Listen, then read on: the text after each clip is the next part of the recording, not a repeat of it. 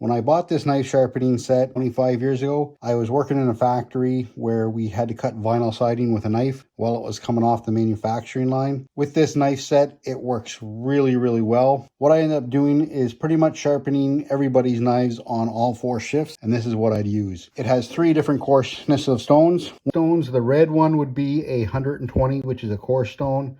My green one, which I just broke, would be a 200, which is a medium coarse. And then we have a 600, which is a really fine whetstone. Guide, there's going to be different angle markings. So it'll allow you to do a 17-degree angle, a 20-degree angle, a 25-degree angle, and a 30-degree angle. To operate it, take a screwdriver, loosen the screw in the middle so that it's big enough to allow whatever knife you're using in.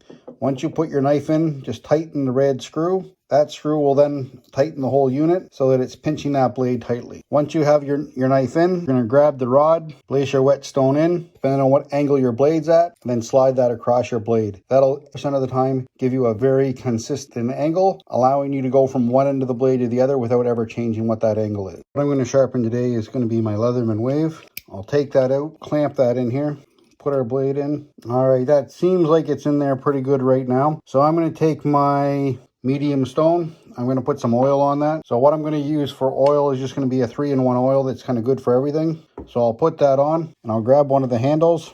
Once I have the handle on, all you're going to do is slide it in the corresponding hole to your angle. Hold the angle. In this case, it's going to be a 25-degree angle, and you're going to run the stone over the blade. After a couple times, we'll switch sides, go back into the 25 angle hole, and go the opposite way over the knife. Now, the nice thing about this, it's always going to give you that nice consistent angle every single time, and it lets you very easily. And then when you're all done with that, undo your screw. You can put that right back in the box. What I'll take next is going to be the 600 Superfine. The 600 I haven't used as much as I have the other stones, because what's very, very easy to do with this whetstone kit, to make a knife if it's not a really high quality blade, so sharp that the blade becomes too thin and it just kind of peels right off, or that you lose the edge right away just because there's not enough material there to keep it sharp. But with this blade, it is a higher quality steel. Hit that like and subscribe button for me.